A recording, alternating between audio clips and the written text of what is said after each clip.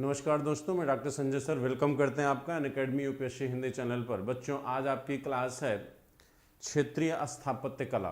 ठीक है, तो आप सभी लोग जो है क्लास से जुड़ जाएं जो है, फिर में हम चर्चा करते हैं कि आज की क्लास में हम क्या डिस्कस करेंगे। चलिए सभी लोग क्लास से जुड़िए।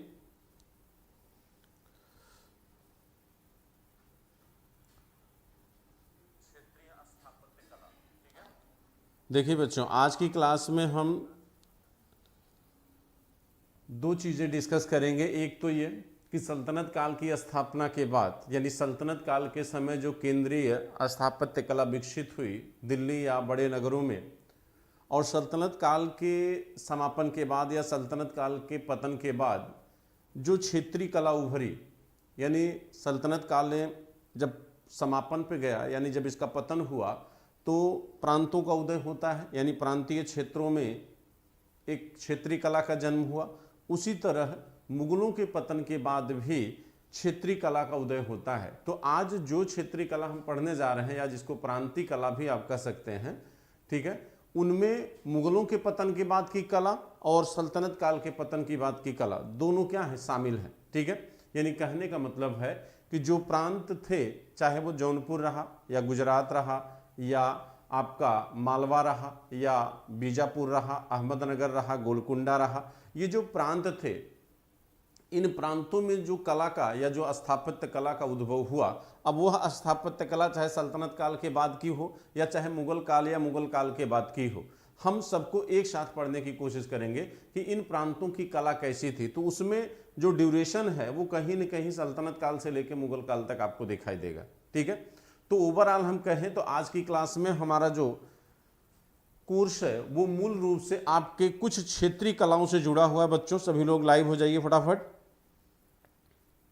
सबको हमारी तरफ से गुड आफ्टरनून। गुड आफ्टरनून बच्चों। चलिए तो आज की क्लास में हम देखेंगे क्षेत्रीय कला।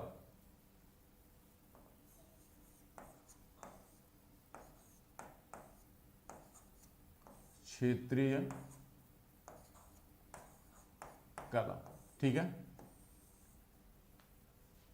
तो बच्चों देखिए, चलिए पहले आपको कौन कौन से राज्य या क्षेत्र डिस्कस करने हैं। तो उसमें आपका बीजापुर है, बीजापुर के साथ साथ आपका अहमदनगर है, फिर गुजरात है, मालवा है, जौनपुर है। ये 5 प्रांतों की कला का डिस्कशन हम आज की क्लास में करेंगे और यहीं से क्वेश्चन भी पूछे जाते हैं। और ज़्यादातर क्वेश्चन सिर्फ सीधे सीधे होते हैं, जैसे मक्का मस्जिद कहाँ है, जैसे अटाला मस्जिद कहाँ है, किसने बनाया है। ठीक, विशेषताएं आपसे डिस्कस नहीं किया जाता है। ठीक है, कभी कभी यूपीएससी प्री में कभी कभी जो बहुत ही मुख्य भवन होते हैं, जैसे आप बीजापुर का गोल गुंबज कह लीजिए या अहमदनगर की चार मीनार कह लीजिए हैदराबाद की, तो ये ऐसे भवन हैं, ऐसे स्थापत्य कला के प्रतिबिंब या प्रतीक हैं जिनके बारे में थोड़ा सा डिटेल जानना जरूरी होता है। कमीशन कभी कभी यहाँ से थोड़ा अंदर घुस के क्वेश्चन पुटअप करता है। ठीक, लेकिन बाकी अन्य कलाओं की अगर हम बात करें, बाकी अन्य भवनों की बात करें, तो उनका नाम सीधे सीधे पूछता है कि कहाँ पर ये है, क्योंकि इतना ज़्यादा यहाँ पे तथ्य हैं कि वो आपके लिए याद रखना या याद करना पॉसिबल नहीं है। ठीक है, इसीलिए कमीशन बार बार यहाँ से सिर्फ नाम को पूछेगा, जैसे रौजा इब्राहिम मस्जिद कहाँ है, जैसे आदिलाबाद या आदिल शाह का मकबरा कहाँ है।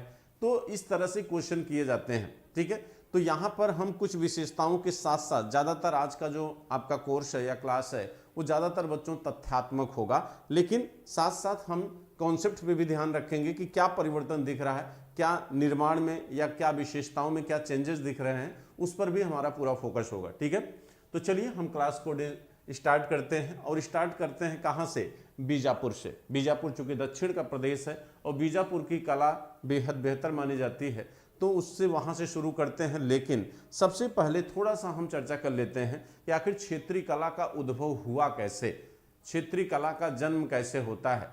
तो क्षेत्रीय कला के जन्म के बारे में कहा जाता है कि जब सल्तनत काल या मुगल काल की केंद्रीय सत्ता जब कमजोर हुई, यानी प्रांतीय राज्यों का उदय होता है, तो इन प्रांतीय राज्यों में भी जो क्षेत्रीय कलाकार या शिल्पकार थे उनको शरण दिया गया इन प्रांतीय राज्य संचालकों के द्वारा, या कहिए कि जो भी नवाब कहिए या जो भी थे, उनके द्वारा इन प्रांतीय शिल्पकारों और कलाकारों को समर्थन दिया गया, क्योंकि उनकी व्यक्तिगत कला में रुचि होती थी, जिसकी वजह से उन्होंने ऐसा किया।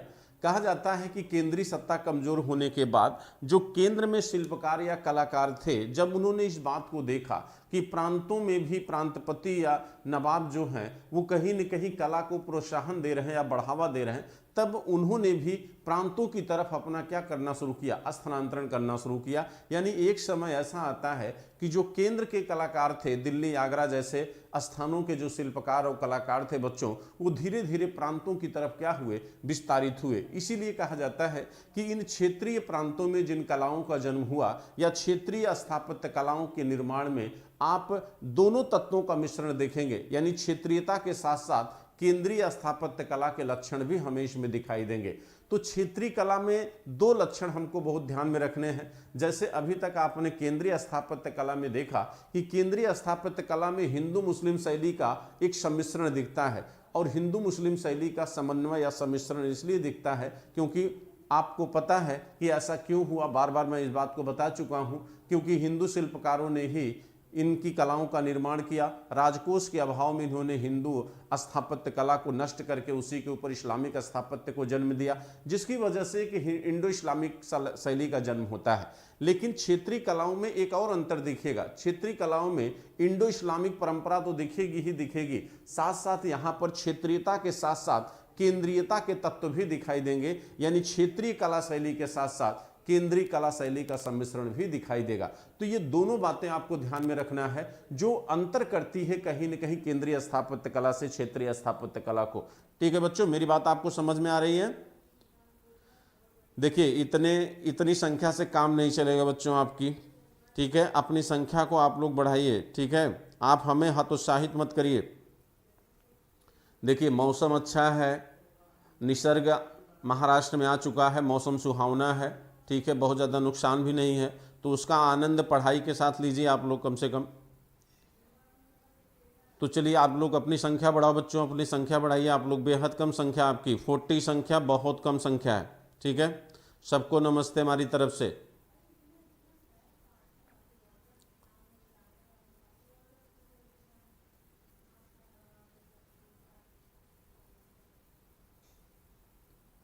चलिए अपनी संख्या को इंक्रीज करिए आप लोग। अब देखिए क्षेत्रीय कला, तो क्षेत्रीय कला में सबसे पहले हम देखेंगे कहां से, बीजापुर से।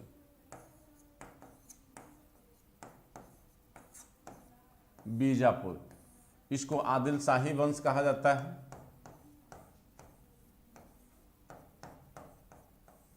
इसे हम बच्चों आदिल शाही वंश कहते हैं।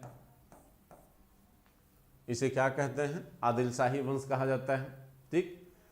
तो बीजापुर में कला का क्या प्रदर्शन रहा, यहाँ की कला में क्या अंतर रहा, तो सामान्य रूप से बीजापुर में 200 वर्षों तक इन आदिल शाही शासकों का वर्चस्व रहा, यानी आदिल शाही वंश लगभग 200 वर्षों तक शासन किया। लेकिन कहा जाता है कि मात्र लगभग 100 वर्षों में ही कला को प्रोत्साहन प्राप्त हुआ, यानी केवल 100 वर्षों तक ही कला को प्रोत्साहन दिया गया आदिल शाही राजवंश के द्वारा। तो जो कला यहाँ पर निर्मित हुई बच्चों, वह कला मूल रूप से केवल 100 वर्षों के अंतर्गत ही पाई गई है, ठीक है। अब आप देखिए, कहा जाता है कि यहाँ की जो कला है वो अहमदनगर की कला से थोड़ा भिन्न है। दोनों कलाओं को एक साथ जोड़कर मैं आपको बता रहा हूँ, क्योंकि अहमदनगर भी जस्ट इसके बगल का स्टेट है दक्षिण भारत में। बीजापुर सामान्य रूप से जो कर्नाटक का क्षेत्र है, अहमदनगर कर्नाटक के दक्षिण का जो क्षेत्र है, ठीक है। कहा जाता है कि बीजापुर और अहमदनगर दोनों सटे हुए राज्य थे। बीजापुर की स्थापत्य कला में और अहमदनगर की स्थापत्य कला में क्या अंतर है, इस बात को देखिए। कहा जाता है कि बीजापुर में स्थापत्य कला का विकास 100 वर्षों के अंतर्गत दिखाई देता है, जबकि इनकी सत्ता 2 वर्षों तक रही। तो आंतरिक कलह का प्रभाव इनकी कला पर दिखता है, लेकिन इनसे अधिक आंतरिक कलह का प्रभाव अहमदनगर की स्थापत्य कला पर दिखता है। अहमदनगर की स्थापत्य कला पर उनके राज्य में आंतरिक कलह और विद्रोह या युद्ध की जो प्रभाव है, जो इफेक्ट है, वो पूरी तरह से दिखता है, ठीक है। कहा जाता है जिसकी वजह से अहमदनगर का जो अर्थव्यवस्था या राजकोष है वो बेहद क्या था, कमजोर था, ठीक है।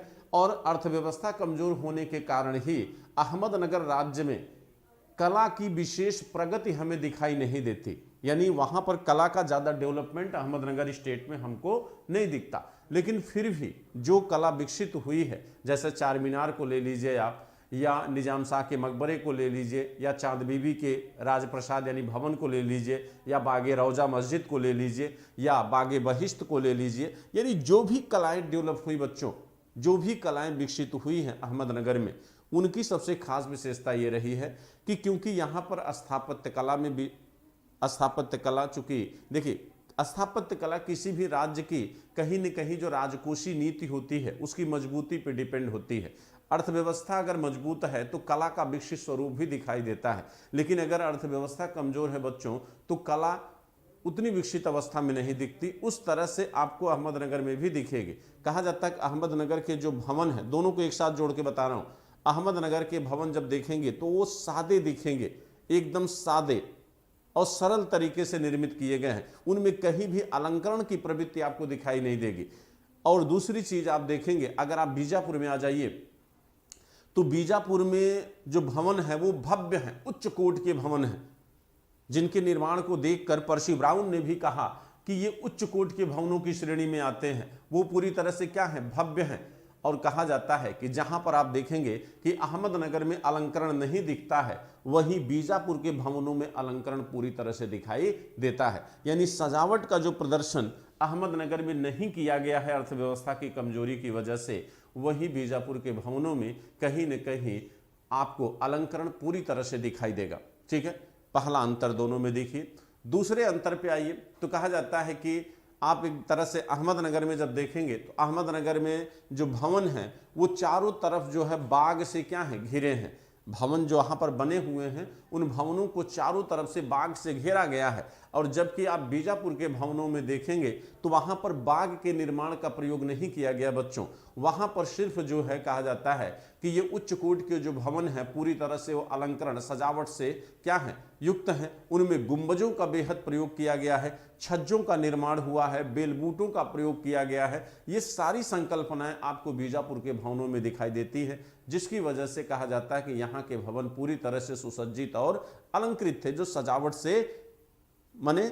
से भरपूर थे। वहां की सजावट के लिए बागों, बगीचों और वनस्पतियों का उपयोग नहीं किया गया है, यानी प्राकृतिक अलंकरण का उपयोग न करके कृत्रिम अलंकरण का उपयोग यहाँ के भवनों के सजावट में किया गया है। कहां पर, बीजापुर में। जबकि आप देखेंगे अहमदनगर के भवनों में कृत्रिम सजावट के स्थान पर प्राकृतिक सजावट का उपयोग किया गया है, यानी ऐसे अलंकरणों का उपयोग किया गया बच्चों जिनके लिए धन खर्च करने की जरूरत नहीं थी। यानी किसी भी बिल्डिंग को या किसी भी स्थापत्य कला को अगर आप वृक्षों से, वनस्पतियों से सजाते हैं तो वहां पर मुझे नहीं लगता कि किसी भी तरह के इन्वेस्टमेंट की जरूरत आपको दिखाई देगी। ठीक है, अच्छा, दूसरी, ये तो एक अंतर हो गया।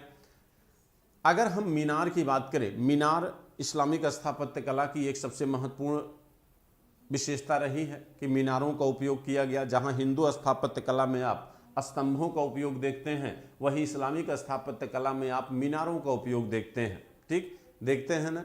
अब देखिए, कहा जाता है कि जो अहमदनगर की स्थापत्य कला है बच्चों, अहमदनगर की स्थापत्य कला में हमें मीनार का उपयोग दिखाई देगा और साथ साथ अर्धवृत्ताकार जो है गुंबद दिखेंगे। लेकिन वहीं पर आप जो है बीजापुर की स्थापत्य कला में आप जो है केवल गुंबदों का उपयोग आप प्राप्त करते हैं।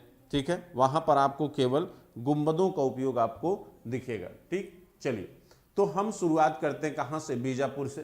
ठीक है, तो बीजापुर के भवनों की थोड़ी सी विशेषता देख लेते हैं कि यहाँ के भवनों की विशेषता क्या है। विशेषता देखिए बच्चों, यहाँ के भवनों की पहली विशेषता है कि ये भवन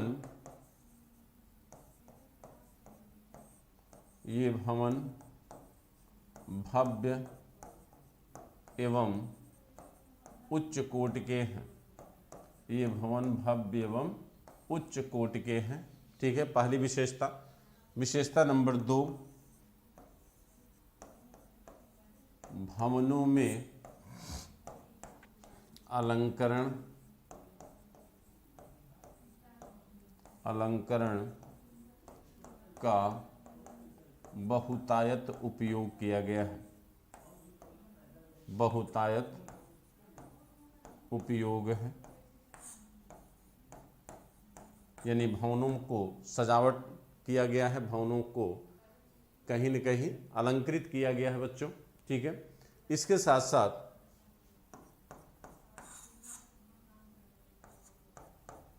गोलाकार गुंबदों का प्रयोग है। गोलाकार गुंबदों का प्रयोग आपको दिखेगा। गोलाकार गुंबदों का प्रयोग किया गया है बीजापुर के भवनों में। और कहा जाता है कि यहाँ के जो भवन हैं बच्चों, उनमें छज्जों का, छज्जे क्या होते हैं, जो छत से बाहर निकला हुआ पोर्शन होता है उसे छज्जा कहा जाता है। ठीक है, तो गुंबदों के साथ साथ छज्जों और बेलबूटों का प्रयोग भी दिखाई देता है। यहाँ पर ध्यान रखिएगा, यहाँ पर आप लिख लीजिए छज्जों का प्रयोग दिखता है। तो ये एक सामान्य विशेषता है कि यहाँ के जो भवन हैं वो पूरी तरह से अलंकृत हैं, सजावट से युक्त हैं, जबकि अहमदनगर के भवनों में सजावट का उपयोग हमें दिखाई नहीं देता। ठीक है, तो अब हम देखते हैं इसमें जो पहला है वो है जामा मस्जिद। ठीक है, वो है पहला जामा मस्जिद कि यहाँ पर कौन कौन से भवनों का निर्माण किया गया है। उन भवनों में सबसे पहला आता है बच्चों जामा मस्जिद।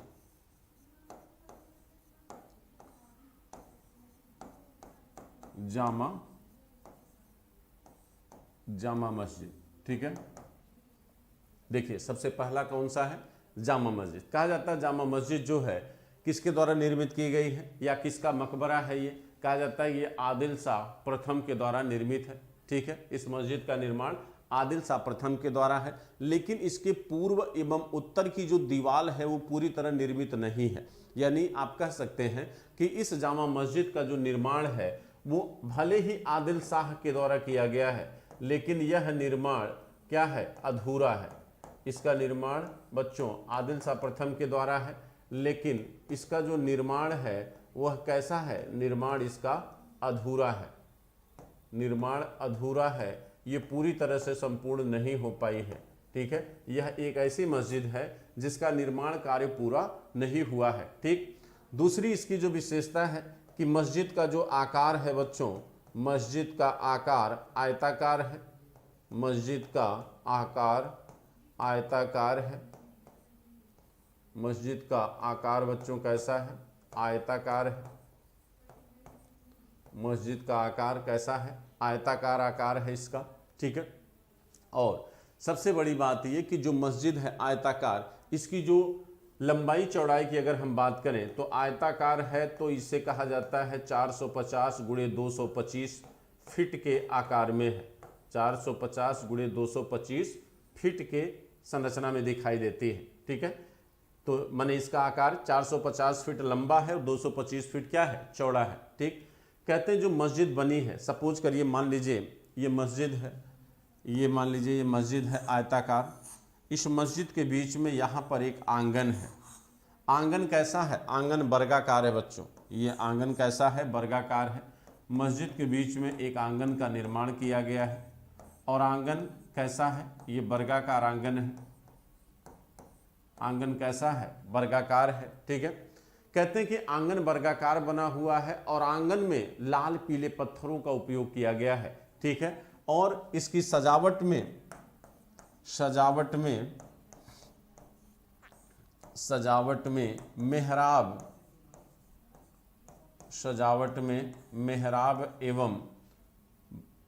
मेहराब एवं बेलबूटों का उपयोग हुआ है। इनकी सजावट भी की गई है। जो आंगन है, आंगन के पत्थरों के ऊपर जो है मेहराबों का निर्माण किया गया है। ठीक है, और कहा जाता है कि ये जो मस्जिद है ये काफ़ी भव्य है और भव्यता के साथ साथ इसमें अलंकरण के लक्षण भी दिखते हैं। भव्यता के साथ अलंकरण के लक्षण भी इसमें दिखते हैं। भव्यता के साथ इसमें अलंकरण के लक्षण भी दिखाई देते हैं। ठीक है, तो ये आपके जामा मस्जिद की क्या है, पहचान है। ठीक है, ये जामा मस्जिद की विशेषता है जिसे किसने बनाया, आदिल शाह प्रथम ने बनाया है। इसे किसने बनाया है, आदिल शाह फर्स्ट ने बनाया है। इसका निर्माण जो है पत्थरों से किया गया है, ठीक, लेकिन ये पूरा नहीं हो पाया है। दो तरफ की दीवारें अपूर्ण है। आकार इसका कैसा बच्चों, आयताकार आकार है, जो 450 गुणे 225 के बीच बना हुआ है, ठीक है। अब देखिए यहाँ पर थोड़ा सा अधूरापन ये लग रहा है क्योंकि आपके सामने बच्चों फिगर नहीं है। अगर फिगर होता तो शायद इसको आप और अच्छे तरीके से समझ पाते, ठीक है। फिगर अगर होता तो शायद मैं इसको और अच्छे तरीके से आपके लिए कर पाता, लेकिन कोई बात नहीं, ठीक है। किसी न किसी तरीके से इसका कोई सलूशन निकाला जाएगा, कोई और सलूशन इसका निकालते हैं, ठीक है।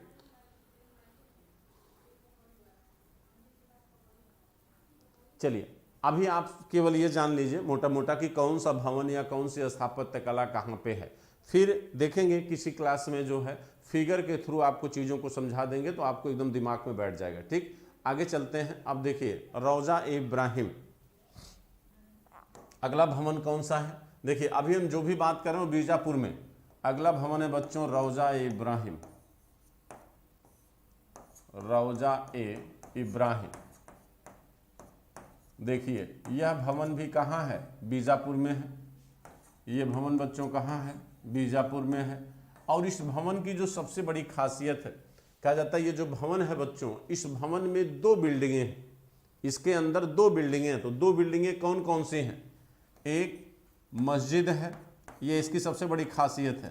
कहते हैं रौजा-ए-इब्राहिम यह एक ऐसा भवन है जिसके अंदर दो बिल्डिंगें बनी हैं, एक मस्जिद और दूसरा मकबरा।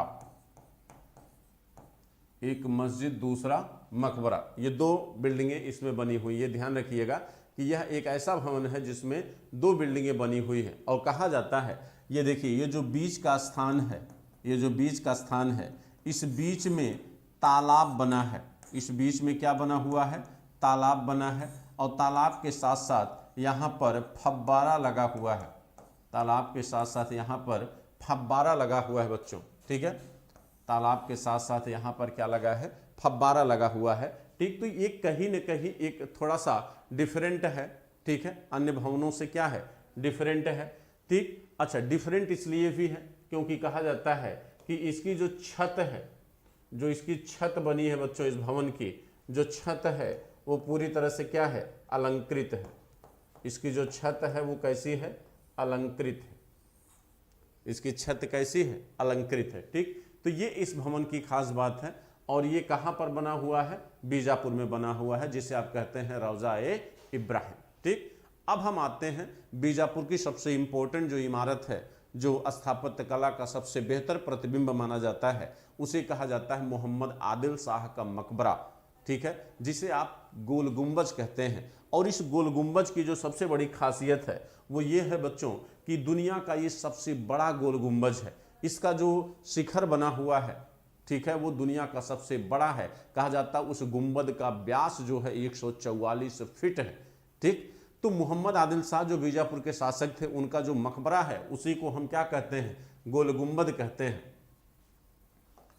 अगला है मोहम्मद आदिल शाह का मकबरा। मोहम्मद आदिल शाह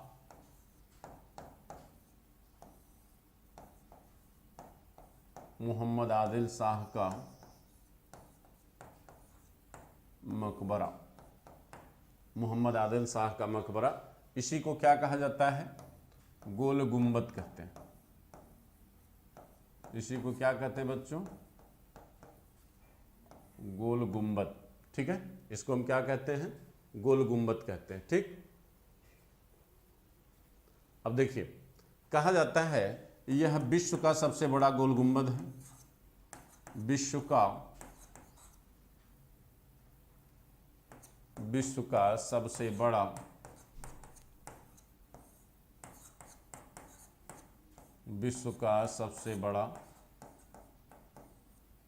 गुंबद है ये, ठीक है। सबसे बड़ी खासियत तो यही कि विश्व का सबसे बड़ा गुंबद है, ठीक। कहा जाता है कि ये बेहद विशाल आकार में बना है और इस गुंबद का जो बाह्य भाग है वह प्याले की आकृति में है। गुंबद का जो बाह्य भाग है बाह्य भाग है वह प्याले की आकृति में है, वह प्याले की आकृति में है, वह प्याले की आकृति में है। जो इसका बाह्य भाग है वो कैसा है, वो प्याले की आकृति में है। ठीक है, अब देखिए कहा जाता है कि अब जैसे इसको कैसे आप समझोगे, माने कहने का मतलब है कि जैसे सपोज करिए ये गुंबद का धरातल है, अब ये इसके ऊपर शिखर बना हुआ है, तो ये कैसे है, ये प्याले की आकृति में है। ये इस तरह से आप प्याले की आकृति समझ रहे हैं, प्याले की आकृति में है। तो इसका जो बाह्य भाग माने ये वाला पोर्शन, ये कैसे है, प्याले की आकृति में बना हुआ है। ठीक है, और यह आकृति एक अकेली एकमात्र उदाहरण है जो केवल हमें बीजापुर के गोल गुंबद में ही दिखाई देती है। ठीक है, ओवरऑल अगर गुंबद का आकार पूछा जाए, पूरे गुंबद की संरचना पूछी जाए कैसी है, तो आप कहेंगे अर्धवृत्ताकार है। यानी पूरे गुंबद, देखिए यानी पूरा गुंबद मतलब ये पूरा गुंबद, तो ये पूरा आकार जो है ये अर्धवृत्ताकार है बच्चों। ये कैसा है, अर्धवृत्ताकार है। ठीक है, ये पूरा आकार अगर गुंबद के पूरे आकार को, ये गुंबद है, गुंबद ये पूरा पोर्शन है, तो ये पूरे पोर्शन यानी पूरा गुंबद किस आकृति में है, अर्धवृत्ताकार। लेकिन गुंबद का जो बाह्य पक्ष है, बाह्य माने ये वाला भाग, ये वाला भाग उभरा हुआ वाला भाग, ये कैसा है, ये प्याले की आकृति का है। ये कैसा है, ये प्याले की आकृति का है। ठीक, ये थोड़ा सा अंतर आपको दिखेगा यहां पर।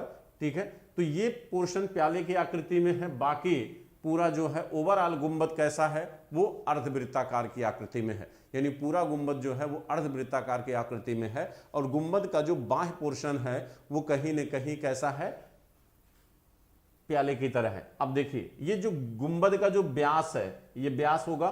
ठीक है, व्यास कितना है, 144 फीट, 144 144 फीट।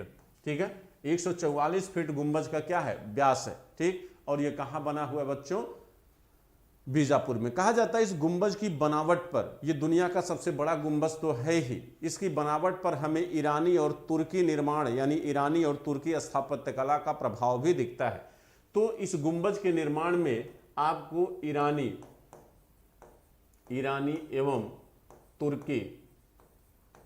एवं तुर्की स्थापत्य कला का प्रभाव भी दिखाई देता है।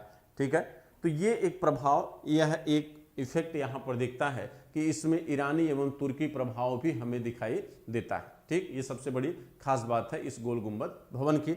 लेकिन आप बच्चों सिर्फ इतना ध्यान रखिए कि अगर आपसे पूछा जाए कि गोल गुंबद कहाँ है, तो आप कहोगे बीजापुर में है। ये क्या है, ये मोहम्मद आदिल शाह जो बीजापुर के शासक थे उनका क्या है, मकबरा है। ठीक, क्लियर हुआ। तो ये भवन थे आपके कहाँ के, बीजापुर के। अब हम बात करेंगे कहाँ के भवनों की, अहमदनगर के भवनों की। अब हम बात करेंगे अहमदनगर के भवनों की। ठीक है, मेरी बात समझ में आ रही बच्चों आपको,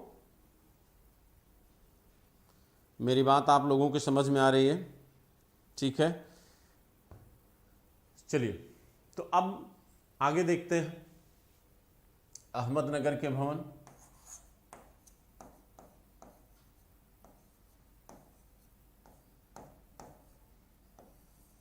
अहमदनगर की स्थापत्य कला।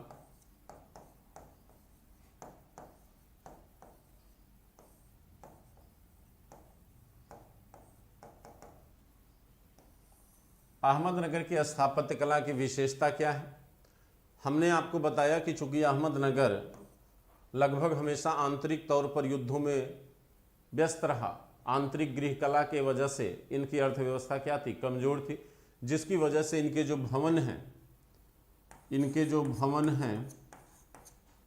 भवन सादे एवं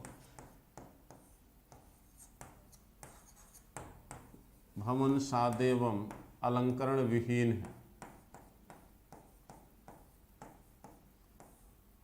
भवन सादे एवं अलंकरण विहीन है। ठीक है, यानी इन भवनों में आपको सादापन दिखाई देगा, कोई अलंकरण यहाँ पर नहीं किया गया है। ठीक है, कहते हैं अलंकरण तो नहीं है लेकिन सजावट है। अलंकरण माने अलंकरण भी, अलंकरण का मतलब ही सजावट होता है। तो वही अलंकरण का एक तात्पर्य होता है कि आप कृत्रिम रूप से अलंकृत करिए। कृत्रिम रूप से अलंकृत करने का मतलब हुआ कि आप जो है उस पर रेखी विधियों का प्रयोग करिए या कुरान की आयतों का चित्रांकन कराइए, ज्यामिति रेखाओं का चित्रांकन कराइए, जिनका उपयोग सामान्यतः इस्लामिक स्थापत्य में किया गया था।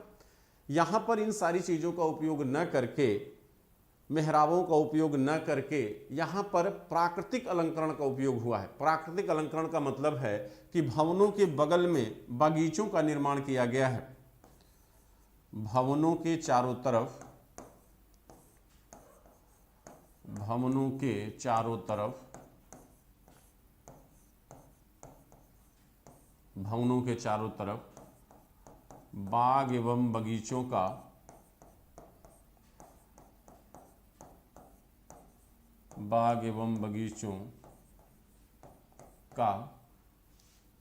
निर्माण किया गया है। बाग एवं बगीचों का निर्माण किया गया है।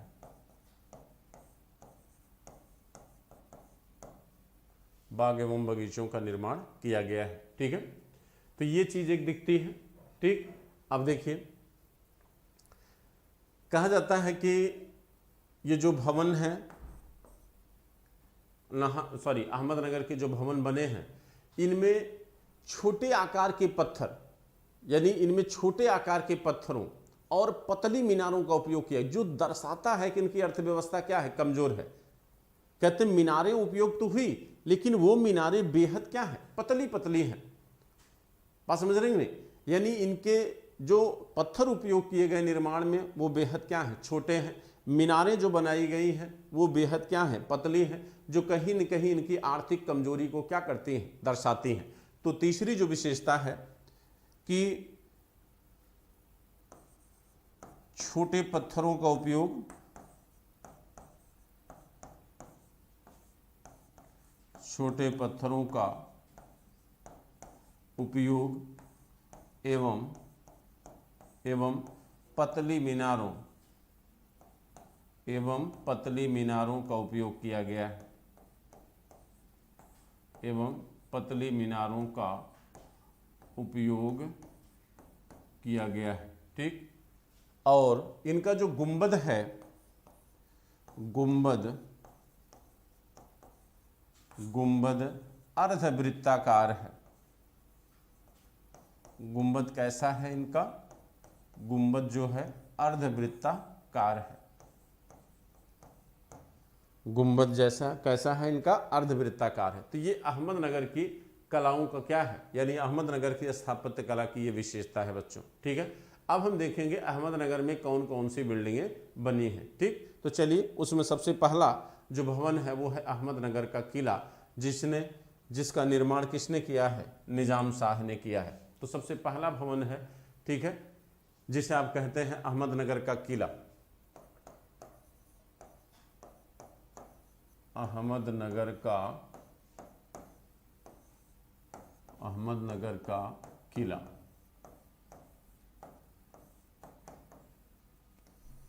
अहमदनगर का किला ये पहला भवन है। ये भवन बनाया गया था बच्चों किसके द्वारा? अहमदनगर के शासक निजाम शाह के द्वारा। ये बनाया गया है अहमदनगर के शासक निजाम शाह के द्वारा। और निजाम शाह ने तब इसको बनाया था जब उन्होंने दौलताबाद की विजय किया था। दौलताबाद की विजय किया था, और यह दौलताबाद की विजय बीजापुर की विजय से क्या है, जुड़ा है। तो दौलताबाद क्या है? बीजापुर, यानी बीजापुर की विजय पर इन्होंने इस भवन का या इस स्थापत्य कला का निर्माण किया था। किसने किया था? निजाम शाह ने किया था। ठीक है, कहा जाता है कि निजाम शाह ने जब इस भवन का निर्माण किया तो इसकी आकृति उस समय कैसी थी? अंडाकार थी। ये बहुत बड़ा नहीं है, ये जो किला बना है ये बहुत बड़ा नहीं है। अगर इसके आकार की बात करें, आकार में अगर हम परिधि की बात करें, परिधि आप जान ही रहे हैं, परिधि क्या होती है? माने किसी भी वस्तु या आकार के चारों तरफ का जो, माने जैसे परिधि का मतलब होता है परिधि बराबर, भाई गणित देखिए हमको नहीं आती, लेकिन हमें जो समझ में आ रहा है कि परिधि माने ये पूरा जो बाहर का जो क्षेत्रफल है, परिधि बराबर 2πr होता है ना, ये इसका परिभाषा है, सॉरी फार्मूला होता है 2πr। ठीक, आप लोगों को पता होगा, मैं तो भूल गया हूँ। ठीक है, तो कहा जाता है कि बच्चों जो इसकी परिधि है, जो इसकी परिधि है, परिधि इसकी कितनी है, इसकी परिधि बच्चों कहा जाता है कि हाँ 80 गज है। इसकी परिधि कैसी है, 80 गज है। ठीक है, हाँ याद आ गया बच्चों हमको भी, थोड़ा थोड़ा हमको भी आ जाता है कभी कभी गणित। ठीक है, अब बहुत साल हो गए, लगभग 20 साल हो गए, तो कहीं कहीं थोड़ा सा याद करना मुश्किल हो जाता है बच्चों। ठीक है, चलिए अब देखिए, कहा जाता है इसकी परिधि कितनी है, 80 गज है। अगर आकार की बात करें तो इसका जो आकार है, आकार बच्चों अंडाकार है। इस किले का जो आकार है वो कैसा है, अंडाकार इसकी आकृति है। अहमदनगर के किले की आकृति कैसी है, अंडाकार है। ठीक है, और अंदर का जो पोर्शन है, अब हमने देखिए यहाँ पर हमने बताया था कि सजावट के तौर पर किसका उपयोग होगा, बाग और बगीचे का। तो कहते हैं इसके अंदर, किले के अंदर सजावट के लिए, किले के अंदर सजावट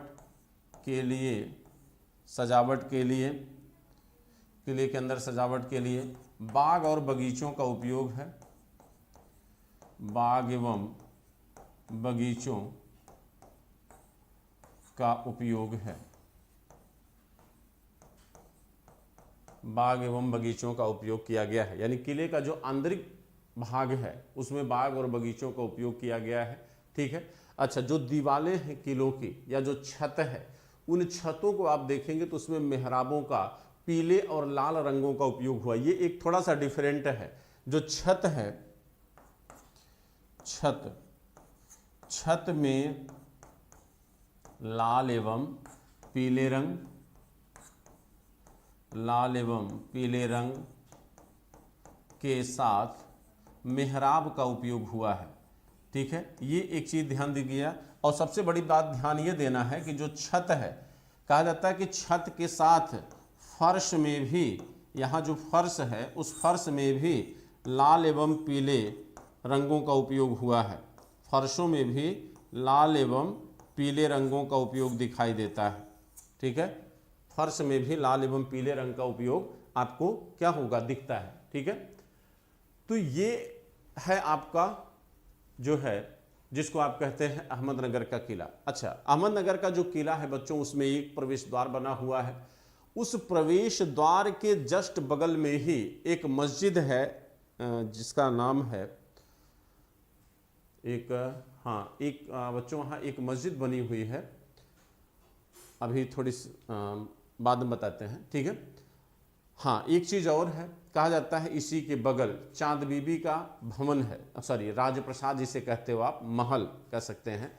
ठीक है, और एक मस्जिद है, उसका ध्यान नहीं आ रहा है, पहले ये नोट कर लीजिए। इसी के बगल में जो है चांद बीबी, चांद बीबी आप जान ही रहे कहाँ की थी, ये चांद बीबी थी अहमदनगर की। चांद बीबी का राजप्रसाद इसी के बगल बना है। राजप्रसाद मतलब होता महल।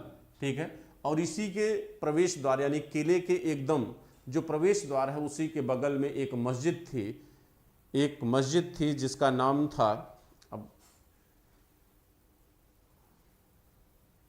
जिसका नाम है बच्चों, हाँ याद आ गया, सैयद बाग ए निज़ाम।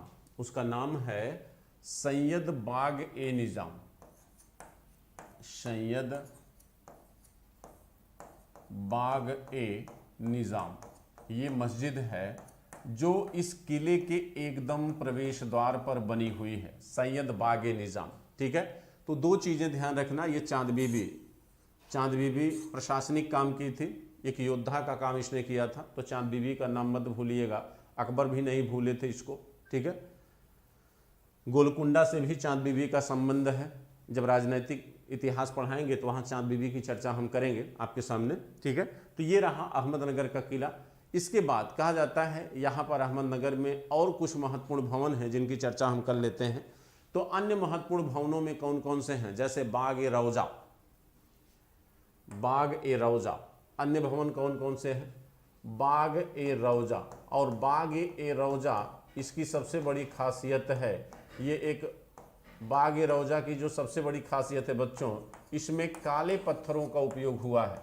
किसका उपयोग हुआ है, काले पत्थरों का उपयोग। और ये पहली बिल्डिंग है जिसमें काले पत्थरों का उपयोग हुआ है। ये पहली बिल्डिंग है जिसमें काले पत्थरों का उपयोग आपको दिखाई देगा। ठीक है, काले पत्थर का उपयोग इस मात्र एक भवन में आपको दिखाई गया, इसके बाद आपको फिर दिखाई नहीं देगा। इसी भवन की एक सबसे बड़ी खास बात यह है कि इस भवन में जो मीनार बनी है, जो मीनारे मतलब स्तंभ जो बना है, उन स्तंभों पर स्वर्ण अक्षरों में उन स्तंभों पर स्वर्ण अक्षरों में कुरान की आयतें, स्वर्ण अक्षरों में कुरान की आयतें अंकित की गई हैं। ये दोनों विशेषताएं बच्चों अन्य किसी भवन में दिखाई नहीं देती हैं। ये ध्यान रखिएगा, काले पत्थरों का उपयोग और स्वर्ण अक्षरों में कुरान की आयतों का अंकन केवल हमें बाग-ए-रौजा मस्जिद में दिखाई देता है। ठीक है, तो ये इसकी सबसे खास बात थी, इसका आप जरूर इसको नोट कर लीजिएगा। ठीक है, इसके अतिरिक्त अहमदनगर में आप देखेंगे, इसके अतिरिक्त बच्चों अहमदनगर में कहा जाता है कि यहीं पर आपकी रूमी खां की मस्जिद, जिसे आप मक्का मस्जिद भी कहते हैं, एक मस्जिद है रूमी खां की मस्जिद, रूमी खां की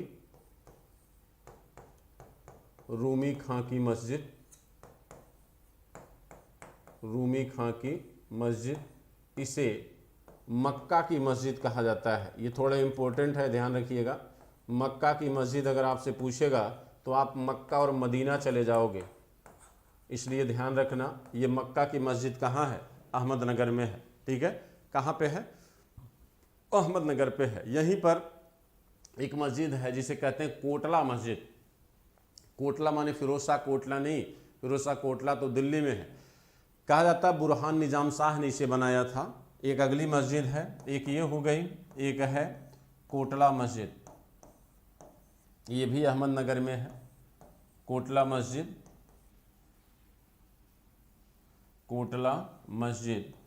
इसे बनाया था बुरहान निजाम शाह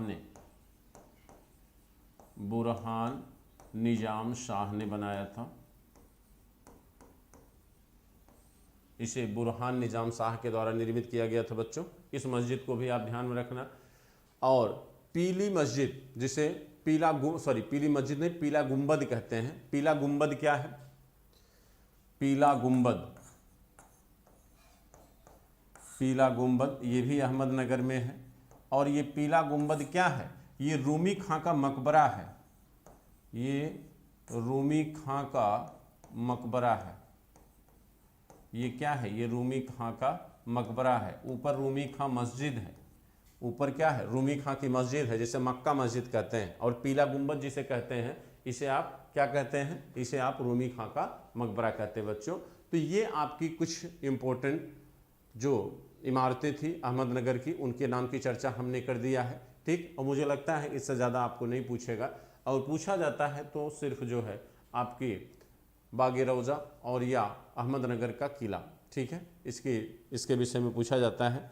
अब हम बात करेंगे आपके गुजरात में किन किन स्थापत्य कलाओं का निर्माण हमें दिखाई देता है। ठीक है, तो चलिए गुजरात की तरफ चलते हैं। अब देखिए,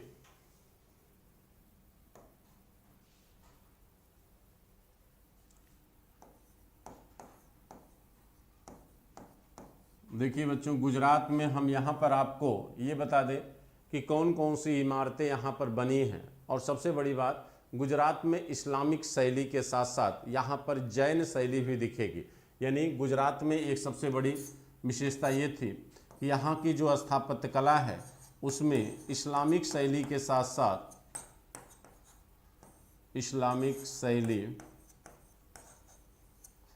साथ इस्लामिक शैली के साथ साथ जैन शैली, जैन शैली, ये दोनों दिखेंगी। यहाँ की स्थापत्य कला में दोनों शैलियाँ दिखाई देती हैं, यानी हिंदू शैली के हिंदू शैली के अतिरिक्त यहाँ पर जैन शैली दिखेगी। ठीक है। और कहा जाता है कि गुजरात में स्थापत्य कला का निर्माण या प्रारंभ सबसे पहले कब हुआ। सबसे पहला जो यहाँ पर स्थापत्य कला होता है या स्थापत्य कला के अंतर्गत सबसे पहली जो बिल्डिंग बनी वो है बाबा फरीद गजे शंकर का मकबरा। बाबा फरीद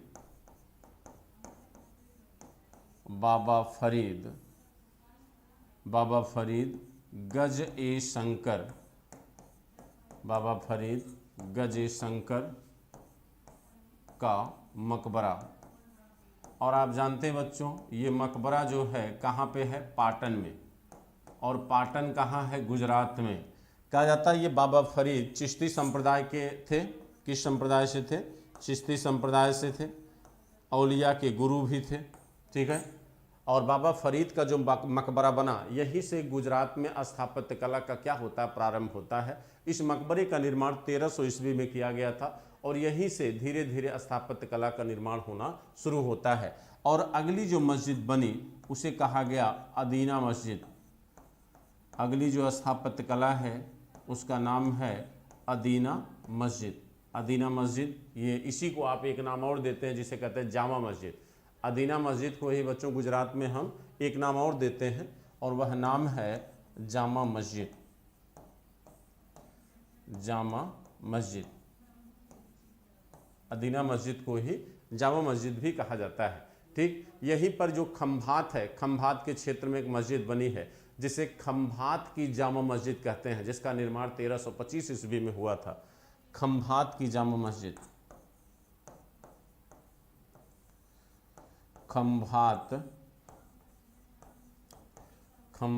की जामा मस्जिद,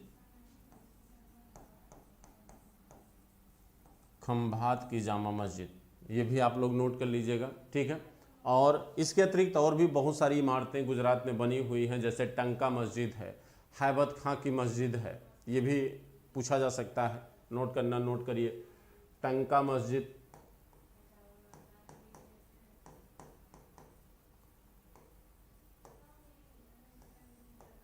टंका मस्जिद हो गया, हैबात खां की मस्जिद,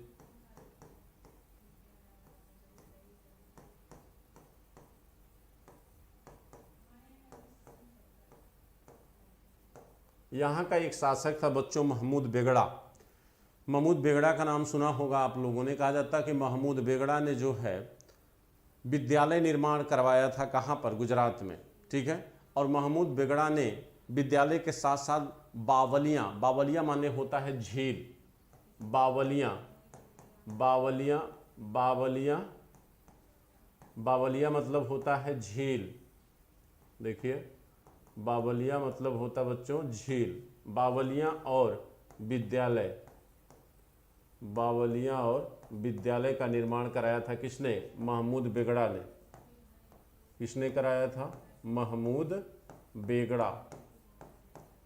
महमूद बेगड़ा कहा जाता है ये बहुत भोजन करता था बच्चों, भोजन के मामले में बहुत ज़्यादा भोजन करता है। ठीक है। इसके अतिरिक्त कहा जाता है महमूद बेगड़ा के समय ही सैयद उस्मान का रौजा और शिपरी का रौजा, दो रौजा, सैयद, यहाँ लिख लीजिए,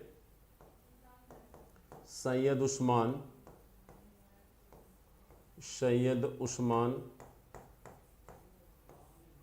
का रौजा और शिपरी का रौजा।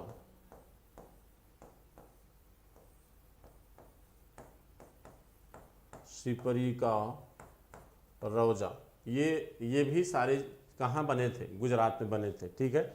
इसको नोट कर लीजिए आप लोग जो है। ठीक।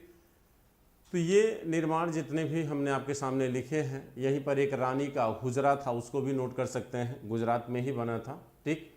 अब हम आते हैं मालवा। मालवा में कौन कौन से स्थापत्य कला के भवन हैं। ठीक। तो मालवा में सबसे महत्वपूर्ण है हिंडोला महल और जहाज महल, जो पूछे जाते हैं।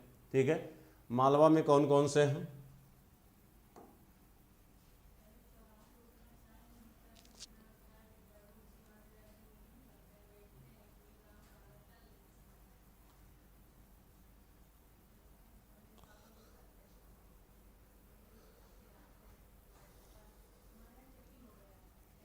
देखिए कहा जाता है कि मालवा का शासक था बाज बहादुर। बाज बहादुर ये एक बेहतर संगीतज्ञ भी था। बाज बहादुर जो अकबर के दरबार में चला गया था। ये कहाँ गया था? अकबर के दरबार में गया था बच्चों। ठीक है। मालवा में दो महल बेहद फेमस है। एक है जहाज महल, जहाज महल, दूसरा है हिंडोला महल,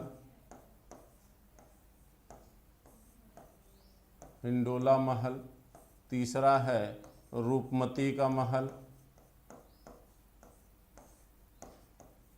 रूपमती का महल, चौथा है बाज बहादुर का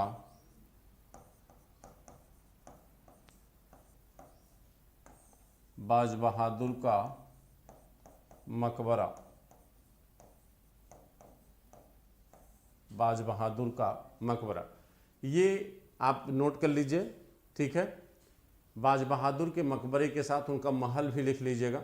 ठीक है, जिसका नाम है कुश्क महल।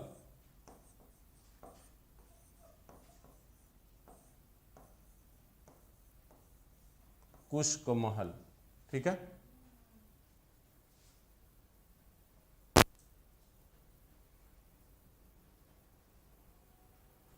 कुश्क महल। ठीक है। चलिए, तो ये मालवा की इमारतें हैं बच्चों। और पिछली क्लास में हमने जौनपुर की बिल्डिंगों का डिस्कशन किया था, लेकिन थोड़ा सा यहाँ पर फिर कर देते हैं। ठीक है। जौनपुर में कौन कौन सी स्थापत्य कला थी? जौनपुर की अगर हम बात करें तो कहा जाता है कि जौनपुर की यानी स्वतंत्र जौनपुर की स्थापना 1394 में मलिक सरवर द्वारा किया गया था। मलिक सरवर ने जौनपुर की स्वतंत्र स्थापना किया। ठीक है। जबकि इसका एक नगर के रूप में स्थापना, जौनपुर नगर की स्थापना 1359 में यफस्टी यानी फिरोज शाह तुगलक के द्वारा किया गया था। और इसका जो नामकरण है वह यफस्टी के द्वारा अपने बड़े भाई जौना खां के नाम पर किया गया था। किसके नाम पर बच्चों? जौना खां के नाम पर। ठीक है। और कहा जाता है कि स्थापत्य कला का जन्म भी जौनपुर में किसके द्वारा किया गया? यफस्टी के द्वारा यानी फिरोज शाह तुगलक के द्वारा। और जौनपुर के किले का निर्माण, जौनपुर के किले का निर्माण फिरोज शाह तुगलक के द्वारा ही किया गया है। और जो ये किला बना हुआ है यह गोमती नदी के किनारे है। गोमती नदी के कहाँ पर है बच्चों? गोमती नदी के किनारे है। किले की जो सबसे बड़ी खासियत है कि इसके प्रवेश द्वार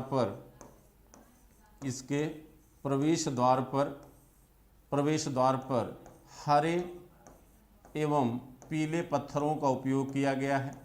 हरे एवं पीले पत्थर का उपयोग है। और जब आप किले के अंदर जाएंगे तो किले के अंदर जाने पर एक स्नानागार का निर्माण किया गया है, जो ये बताता है कि यहाँ पर राजा रानी यानी सुल्तान या उनकी रानी रहा करती रही होंगी। स्नानागार बना है। और इस स्नानागार की सबसे बड़ी खासियत है कि इसमें गर्म पानी की व्यवस्था का भी प्रावधान है। यहाँ जो स्नानागार बना है उसमें गर्म पानी की व्यवस्था की गई है। ठीक है। अंदर एक भूल भुलैया बना हुआ है। भूल भुलैया अंदर एक बना हुआ है इसमें। और कहा जाता है कि किले के अंदर एक सुरंग भी है जो नदी के दूसरे किनारे पर निकालती थी। यहाँ जो सुरंग बनी है वो नदी के दूसरे किनारे पर जाकर निकलती थी। तो ये सबसे बड़ी खासियत है इस किले की। और कहा जाता है कि इस किले के अंदर एक मस्जिद भी बना हुआ है बच्चों। इस किले के अंदर एक मस्जिद का निर्माण भी किया गया है। मस्जिद काफ़ी ऊंचाई पर है। ठीक। तो माना जाता है कि यह चूँकि सुल्तान अपनी रानी के साथ किले के अंदर रहते थे, इसलिए यह मस्जिद राज परिवार के लिए निर्मित की गई होगी। तो ये जौनपुर की स्थापत्य कला की बात है, जिसकी शुरुआत फिरोज शाह तुगलक के समय की गई। और कहा जाता है कि फिरोज शाह तुगलक ने ही जौनपुर में एक मस्जिद का निर्माण प्रारंभ किया था, जिसका नाम है अटाला मस्जिद।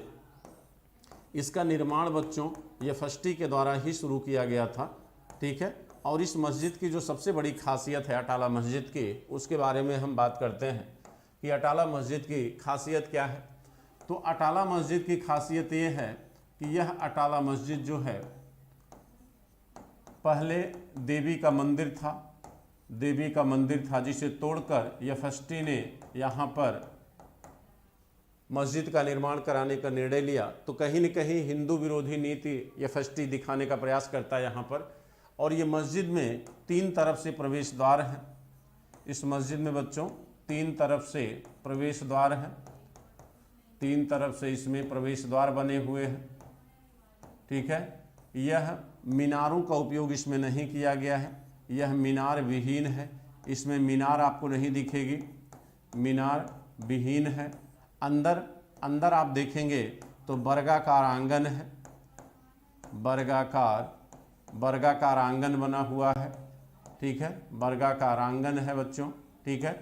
और सबसे बड़ी बात कि इसके पश्चिमी द्वार पर देखेंगे तो वहाँ पर इबादत खाना बना है, इबादत खाने का निर्माण किया गया है, जहाँ पर आप नमाज अदा करते हैं, ठीक।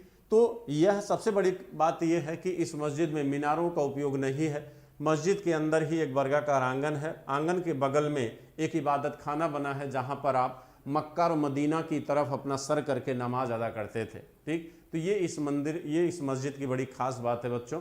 और कहा जाता है कि जौनपुर की अगर हम बात करें तो जौनपुर में स्थापत्य कला का जो डेवलपमेंट है वो पूरी तौर से इब्राहिम सरकी के समय दिखाई देता है। और यहाँ पर एक मस्जिद बनी थी जामा मस्जिद, जिसे सिर्फ हुसैन शाह सरकी ने बनाया था, ठीक। बाकी जितनी भी हैं मस्जिदें वो सारी की सारी मस्जिदें इब्राहिम शाह सरकी के द्वारा बनाई गई। और अगर ये कहा जाए कि प्रांतीय राज्यों में कौन सा ऐसा प्रांत है जहाँ पर स्थापत्य कला का सबसे विकसित स्वरूप दिखता है, तो वो बच्चों जौनपुर है। यहाँ की अपनी क्षेत्रीयता का प्रभाव भी यहाँ की कला पर दिखता है।